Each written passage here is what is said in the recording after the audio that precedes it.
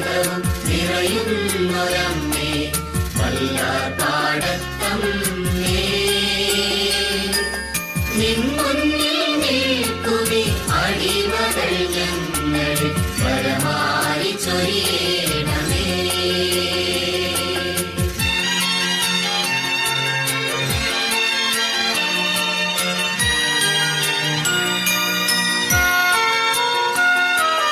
അമ്മയ്ക്കും കുഞ്ഞിനും കായലിൻ ആഴത്തിൽ അഭയം